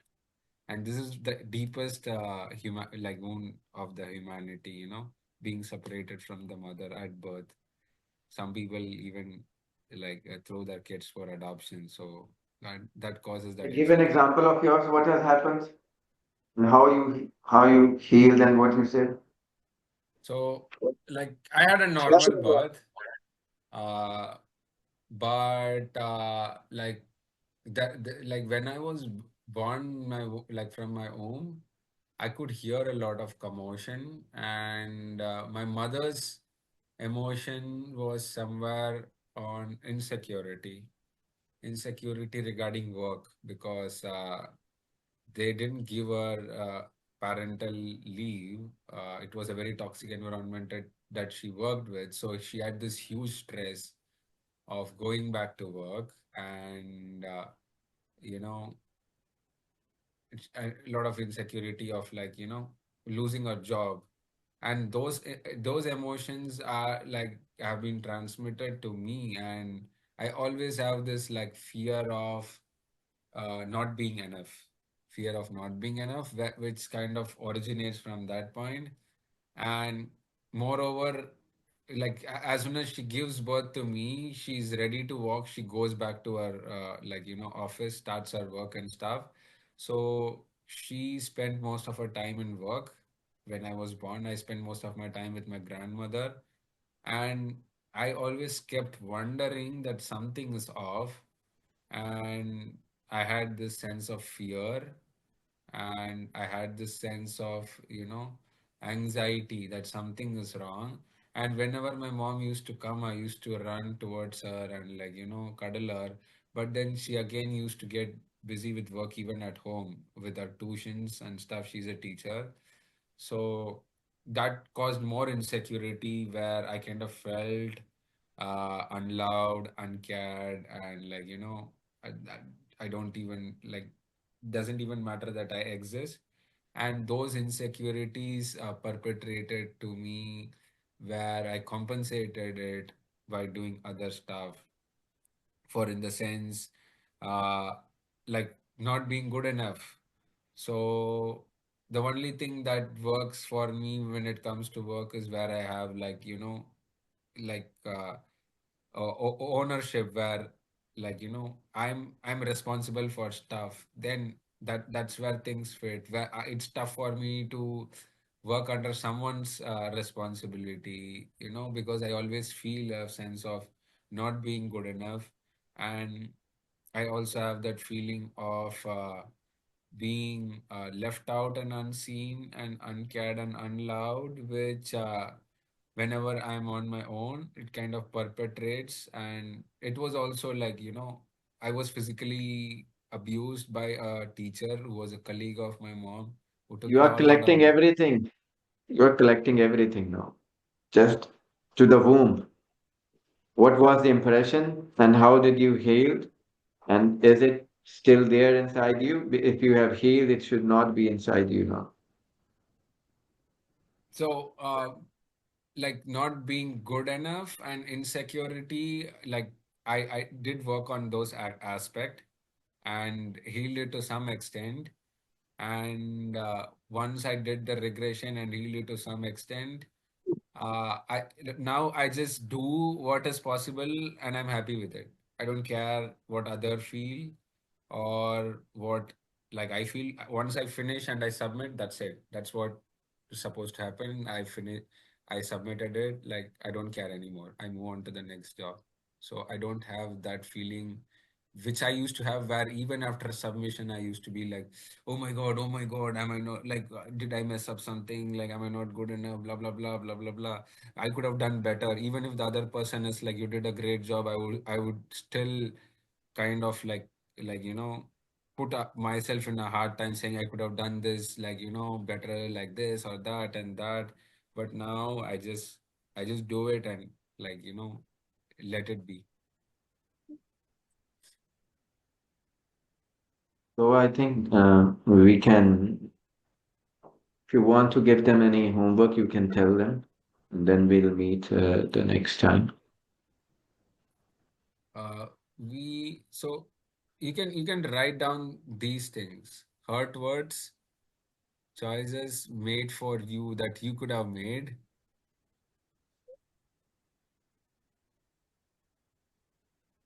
There have been instances where you could have made your own choice, but your guardians or parents made those choices, uh, and which is causing you difficulty nowadays to make certain decisions. For example, I was a spoon-fed kid, and when I came to college, I didn't understand how to eat food. I put a plate, put food on the table, and I don't know how to eat it. I was confused. What should I do? Just very basic. It took me time to even to learn how to eat food. So those choices were made for me. Hurtful words. Uh, I've been repeatedly told that I'm a useless fellow. Nothing I do will come to fruition by my father, again and again, again and again. So those hurtful words, I think I didn't remove them. They are still in effect to some extent. Uh, in shameful moments, like shitting in my pants, and shameful moments like not winning like competition or coming first in class. Like I was even, you know said like, how dare you come third in class? Why not first? Aren't you ashamed? So I've been like put into a shaming cycle, and unexpressed feelings where I had this feeling of like, abandonment and like, not being loud, which were left unexpressed. And when I tried to express, it was like very chaotic and I was rejected. My feelings were rejected, were not acknowledged. So, like, you have to write all this, like, answer all these questions. And once you answer these questions, you also have to find, if you have a t-shirt, and if you can write slogans to rewrite these hurtful words, to rewrite the situations where choices were made for you, and rewrite like shameful moments, like a new story, and unexpressed feelings, how would you express? You write like, antidote for that also out. And for our next session, you pick one that you want to focus on, and you can come up with that one aspect where you want to work, which is your priority number one, where using regression we will rewire it and rewrite.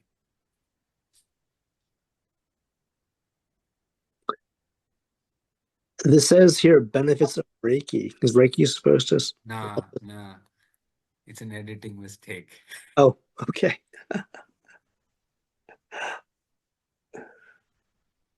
Are you going to post these slides in a drive, Kabrar? Yeah, I'll share it with you. I was a bit confused here how Reiki relates to this. Although it'd be great if we could use Reiki to solve this, though. Reiki helps us in some way. Can Reiki solve this? Yeah. Anything, even like that girl is not saying wrong that yoga is working, but she's not understanding the subtleties. The energetically, it is releasing a certain kind of energy, and the person is feeling light and happy and peaceful. But if you don't understand the mechanism, if a situation or event happened in future, then you are not able to deal with it. Then you don't know how I did it before. But if you know it, the process or the mechanism how the things work, then you are a little more, mature, and you know how to deal with the things even if new situation or circumstances come. Like if Shipra knows like what has made her a better person now as compared to before, then she can use those tools for those situations which are still to come, because life is still there. There would be certain things which will come up, certain karmic things will come up, certain things, some other situations, some other events, some other impressions, you know. But if you know, then you know it, and then you use those tools and devices to get rid of all those negative things. And yes, Reiki will also help in that sense. Reiki, you are using energy, divine energy, and then you are focusing, sending energy on the unpleasant or painful areas. So painful areas are where all these things are stored. All these negative, shameful moments, maybe, or that memory. That's what we say whenever you are giving Reiki, a certain kind of, you know, a memory can pop up, and that means it's a release. So it could be that shameful moment can come up, that memory can come up at that moment when you are sending Reiki to that organ. So that event pop up, that's the time for it to release. So it is releasing it. So whatever you do for your whatever self work you do, everything works in its own ways.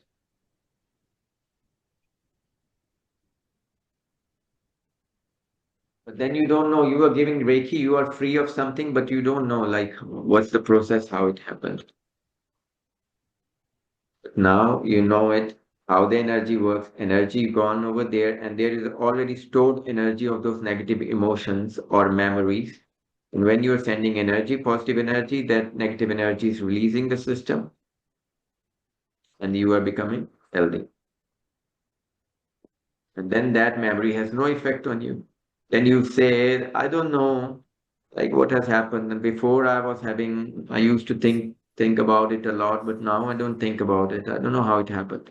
But you have done something. That's why it has happened.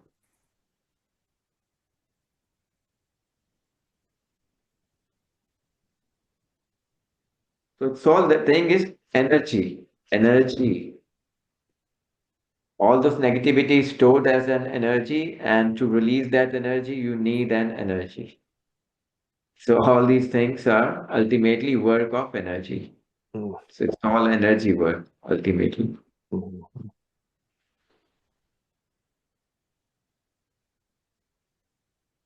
Like right? So any question? I Huh? worked on those hurtful words like a useless fellow and stuff like that. I did art therapy. I also did inner child and worked on them. Uh, the useless fellow thing is out. It's out. But like I think I didn't work on the hurtful word of like he used to call me Wadawakara. You can't do anything. You are like, waste fellow. The useless fellow worked out, but the waste fellow, I think I have to work on the waste fellow. Like, sabotage, which is connected to how I sabotage things. Yeah, so then as you have learned theta healing also, so you go to the base, you go to that base belief. Sometimes it's not that I'm a wasteful person. It's not that. Sometimes it's different thing at the base. So when you delete that base, so all that piled up things also goes away. So if you just work on that I'm wasteful thing which is on the top, but then there is a lot of pile down below. So that's why this is not a magic. So your life, whatever you are, it hasn't happened in one instance. So it is a process, what has made you up. So even to release that, to remove everything. So remove everything means that you will become Buddha now. To remove everything, it's also a process. And then more understanding of the mind comes, more understanding of the energy world comes, more understanding of the ways how we deal with the energy comes, then we are on a progressive side. So if somebody is coming and saying like in one webinar or one thing, your life will be changed and you will start earning in millions or something. So that happens in, They themselves haven't reached that state yet. So if somebody's claiming like that, it's because it's not a process. If Buddha, even those kinds of enlightened beings don't use such words, like you will become a millionaire in a one day, or you will become, enlightened in in one session or something like that. How is it possible? You have accumulated so much dirt during this course of time, and you're not able to, and the thing is, like, if you block yourself like that girl, she has confined, she has made a circle, a blockage around herself, like, no, only this thing, and then you are slowing down the process.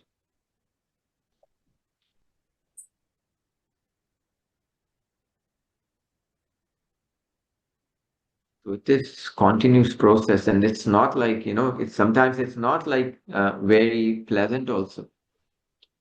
And people who are coming for therapies and meditation and all those, they are coming for pleasant sensations, for beautiful things. And although this is not something like that.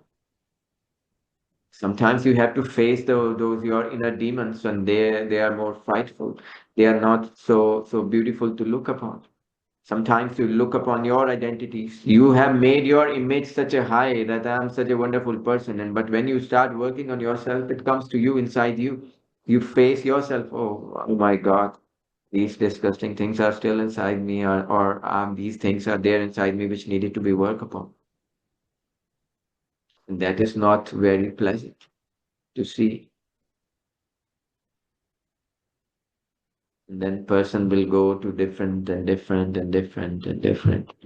Right, attracting to the words like, okay, change your life in one day, or, heal yourself completely in one session or something. No, this doesn't happen like that. It's a process. You acknowledge the thing, you see the thing, you acknowledge it, you take it out, you work on it like that. Without knowing, you cannot work. And they are lying, subconsciously so much stuff.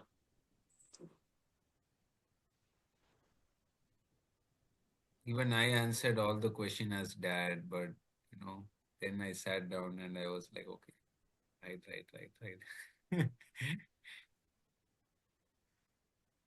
Yeah, yeah.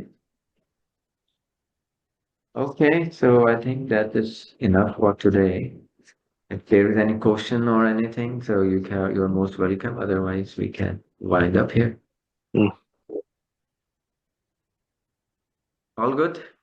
Yeah, it's a process. I know. As impatient as I am sometimes, I realize it's a process. Need we need the ultimate patience.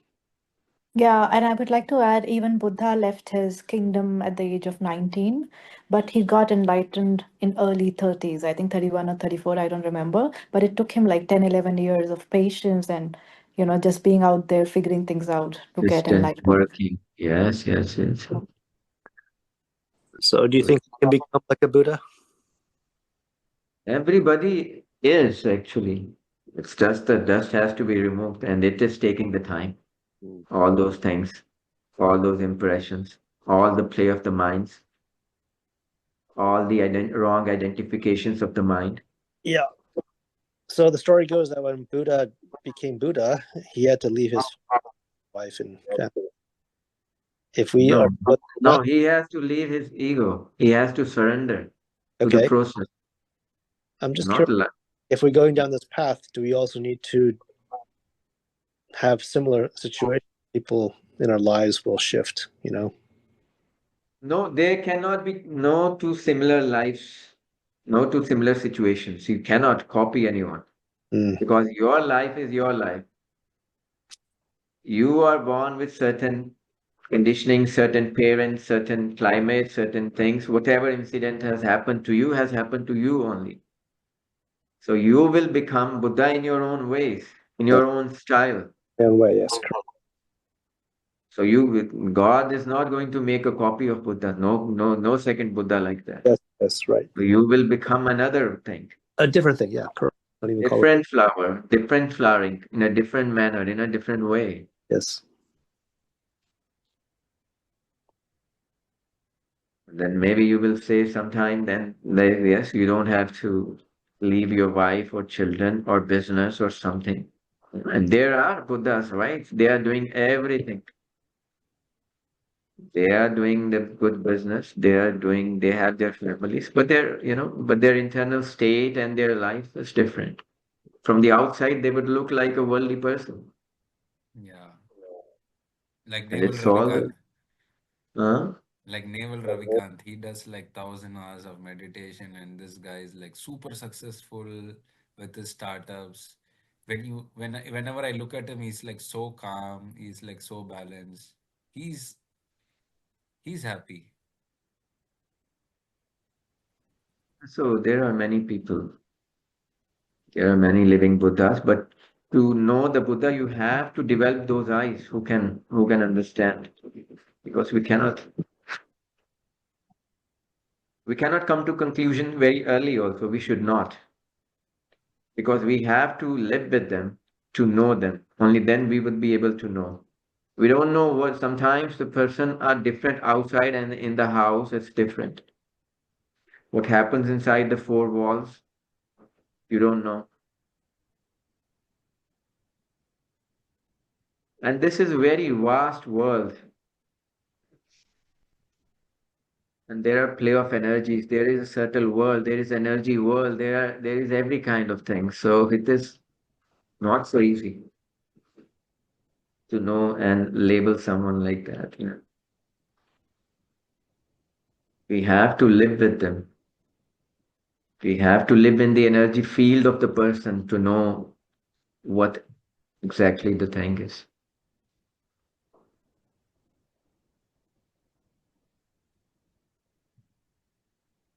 And everybody will have their own path and ways. So it's not like we cannot copy anyone.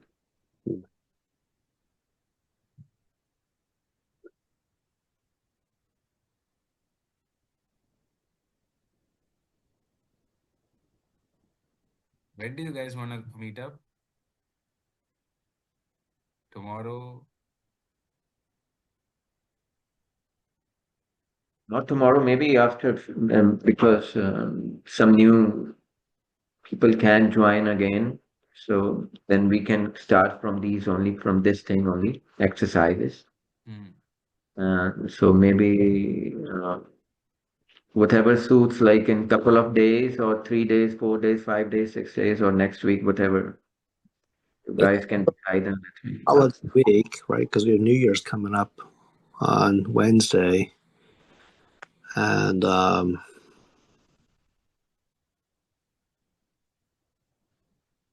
mean,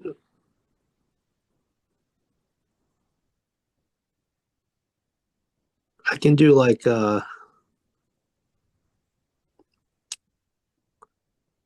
does evening work, like Monday night, or next Saturday, of course, same time. Yeah, so let's do it next Saturday, same time. Yeah. Right, Shipra, is that okay? Yeah, that works. Okay, okay, fine then. Next Saturday. Next Saturday around same time today. Yeah. Okay, that's fine. Okay. All right, people, have a great day and great night wherever they are. And we'll see you. Thank you so much. Bye Bye. bye. Thank you. Bye.